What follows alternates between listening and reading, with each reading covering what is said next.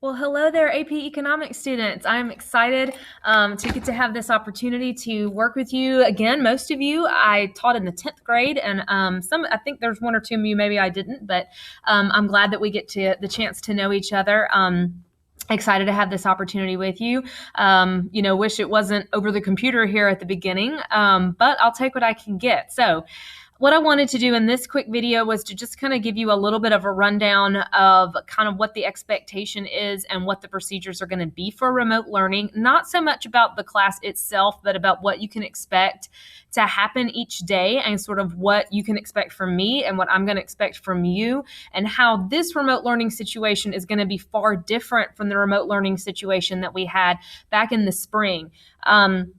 So I'll talk a little tiny bit about the class, but mostly this is about remote learning procedures. Obviously, there are a lot more policies and procedures that will pertain to you when we get back into the traditional classroom setting, but we will hold off on all that for now. There's no point in going over all of those things now. So this is the case certainly for the first couple of weeks, and even when we do start coming back into school, it will be on an alternating situation where you'll be alternating back and forth between the traditional setting and the remote setting. So we're at least in a part-time remote situation for, most of the first 9 weeks. And as we know, it may go on longer.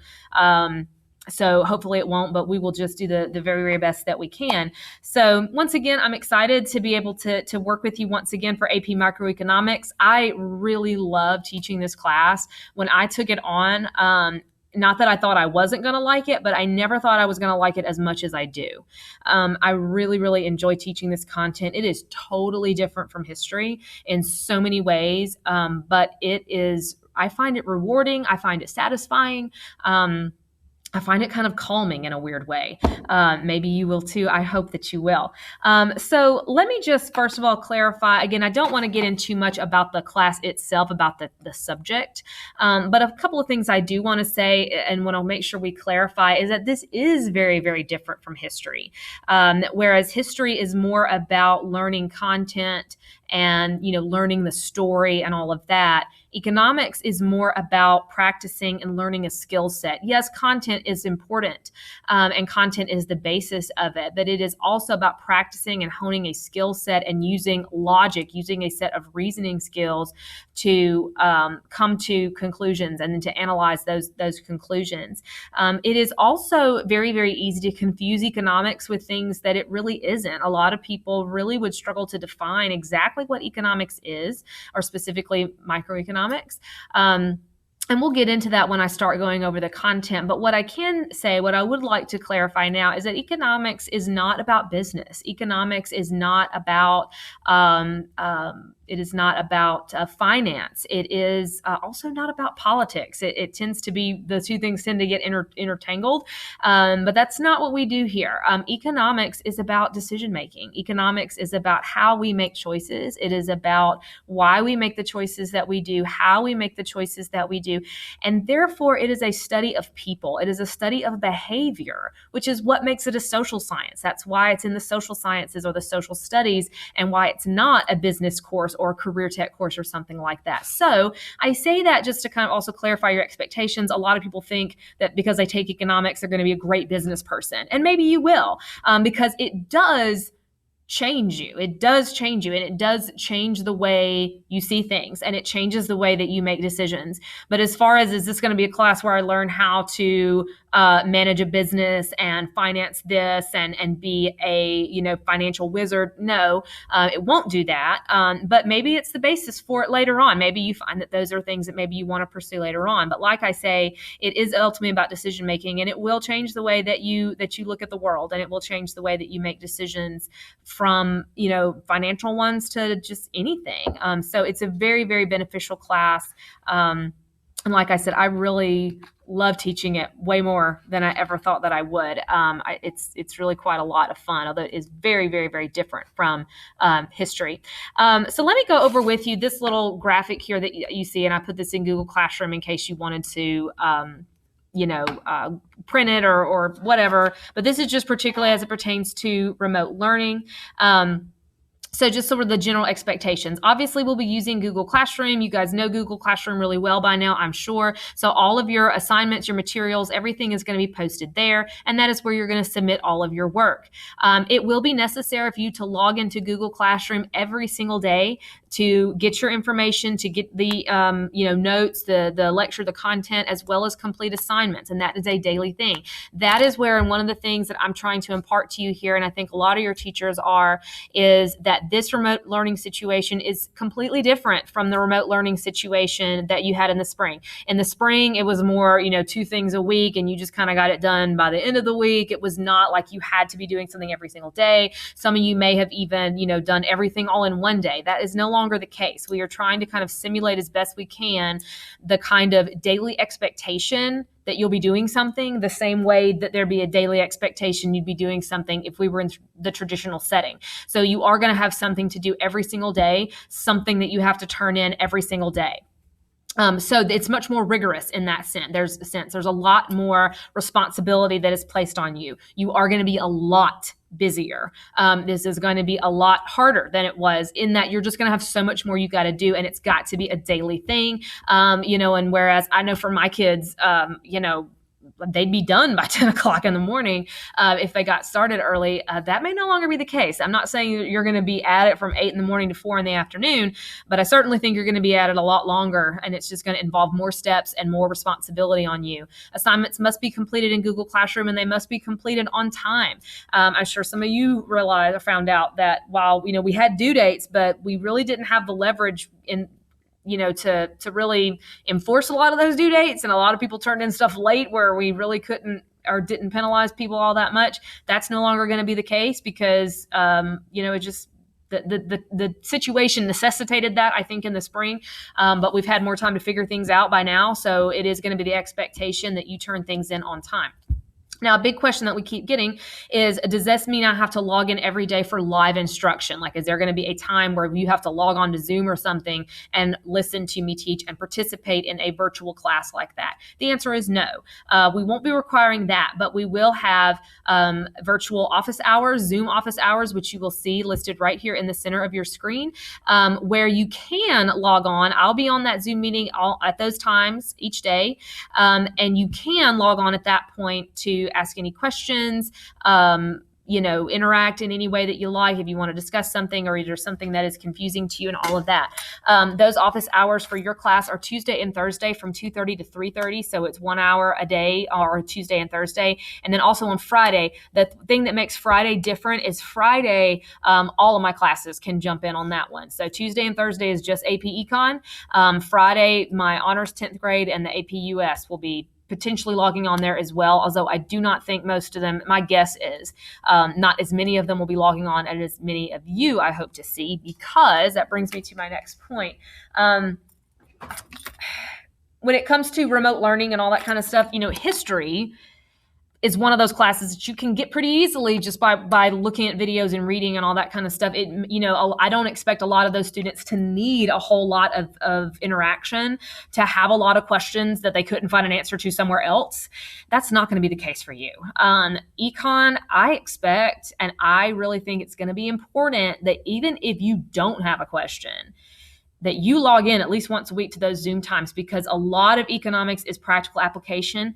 While it is not math, it does require a lot of math. The arithmetic is not hard. It's, it's just understanding the logic. You're going to have a lot of problems to do, and some of you may have questions about those. But even if you don't, it is going to be a good idea for you to check in and say, I'm pretty sure I got this right, but let's check it out. And I will plan each of those times to have even some problems that you weren't assigned that we can go over together, just to make sure you're getting it, because this takes practice. And that's something we do a lot in the traditional setting as well, is just, working problems together and making sure that we've got it and looking at different examples. So I expect, and I think you need to fully expect, that you're going to need those office hours. You're going to need to hop onto that Zoom at least once a week, maybe even during all of those times, whether you have a question or not. I can't require that of you, but I do think it is very, very important because that kind of practical application, this is not a class that you can just read a book about. You have to do. You learn by doing in this class, and it has to be practiced and it has to be worked on. And that is where you are going to need that interaction and have me answer your questions and throw stuff at you to kind of see where you're going and how you've got it. So just I guess I'm not warning you. I'm just suggesting that that's something that, whereas if this were history, like I said, I don't expect to see tons of them hop onto that Zoom. I think it's a good idea for you to do that, to make that a general practice, even though I can't require it. So there's that.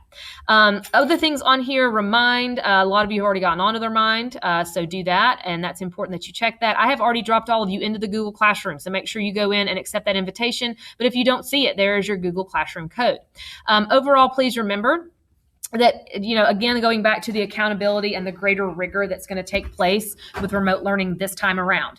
It is your responsibility to make sure that you are not only logging into Google Classroom each day, but that you are checking your email. And by that, I mean your school email. That needs to be a general practice, a standard operating procedure from here till forever, just because that is part of 21st century student life. That's not going to go away once this is all over with. And certainly you go into college next year, you are going to have to check email, and it's going to have to be your school email. It's probably going to be the case from here on that you'll have like personal email and personal, accounts. And then you have stuff that's related to school and business and work. You need to be checking that daily, really probably more than daily, probably twice or 3 times a day. You also need to make sure you're checking Remind, make sure that your notifications are not set to where Remind is silenced or muted or something like that. You need to know. Overall, the point is, you need to understand that it's your job to know what's going on. It is your job to find out. Yes, it's my job to communicate with you, but you are the one who's got to be looking. You're the one who's got to be listening. I know a lot of us had situations last spring where, we as teachers were emailing, we were, putting stuff on Google Classroom, we were sending out Remind messages, and people not doing stuff. And then, a couple of weeks later, oh, well, I didn't know. I didn't check it. I didn't see it. That's no longer an excuse. Okay. You are required to know. I'm going to be putting out stuff every day. So if you're not seeing something, something's wrong on your end. So make sure that you're listening, make sure you're watching it, and just know that claiming that you didn't know about something or you weren't aware is no longer going to work, because it's your job to be aware. You have to make yourself aware. The burden is on you for that. I have, expectations. There are things that I have to do, and I will do them, but you have to meet me halfway on those kind of things. Okay, next I want to go through just kind of what the typical day may look like for remote learning. I'm right here, kind of what you can expect to happen and to see and do on a daily basis. Material, how I'm going to be delivering content. I'm going to be delivering content and material with video versions of my PowerPoints and lectures. This is how I did it back in the spring. So you will have posted in Google Classroom each day a lecture, discussion, whatever, videoed. Basically what I do is I take my PowerPoints and video them. It'll look kind of like this. This is obviously just one thing right here, but it'll scroll through the PowerPoint with me in the bottom corner talking. Now, let me take this moment to apologize. I meant to do this at the beginning of the video. I apologize for the terrible quality of this video. Right now I'm on a Chromebook and the video is awful on it, as you can see. I hope that will not always be the case. They have promised to buy us webcams, which will be better. But I don't know when that may be here. So I'm hoping to get that figured out. But for the time being, the video might be awful like this. So I'm sorry about that. And that's particularly problematic for you because economics involves a lot of graphing and math and that kind of stuff. So you need to be able to see me doing that without it being choppy. So I'm hoping that will get better, but let me apologize for that right this second. And hopefully, like I said, that will get better. So I will be using PowerPoint. I may also use Jamboard and a couple other, interactive whiteboard kind of stuff so I can work out problems and show things to you. You will need to take notes off of those videos. You will need to complete practice problems with me. You will need to graph. You will need to draw. If I say, hey, pause for a second and work out this problem and then we go see what we get, you need to do that. Okay. It's not just to turn it on and listen to it. Like I said, economics is not something you learn just by hearing. You have to learn by doing. So you do need to be taking notes. You do need to be working through those things with me. That's part of the expectation indication that you're learning the content that way. I may sometimes also put out supplemental videos, from either from Khan Academy, or if there's some really great economics people on YouTube. Those will be optional. Those will be supplemental. Those will be things that you can go for extra. But my videos that I will be making will be required, and you need to make sure you do those. Then you will have some kind of assignment each day that you need to work on. Usually that's going to be practice questions and practice problems. The assignments look a lot like kind of in math, how you learn stuff and then you practice it. You learn stuff and then you practice it. That's what economics looks like a lot of the time. So it'll be a lot of that kind of stuff. Some will be shorter than others. It's my hope that, not every day is going to be an assignment that takes you an hour. Sometimes it will be just one problem or something, just to make sure we're kind of making some progress, but there will be something every single day. Then you need to drop by virtually in those office hours if you have a question, but you are welcome to email me or, hit me up on Remind or something if you have a question that you don't want to wait for the Zoom for, or you think could be answered just, via Remind or something. So feel free to contact me anyway. You don't have to wait specifically for those office hours. Like I said before, I cannot require you to join those Zoom sessions, but for economics in particular, they are going to be extremely helpful, perhaps even crucial, perhaps even vital for many of you. This is a subject that you learn by doing, not just by hearing it. And so you've got to get in the weeds and you got to work it out, and you have to practice it over and over again in order to get good at it and in order to be able to be successful on any kind of question or FRQ that you might see.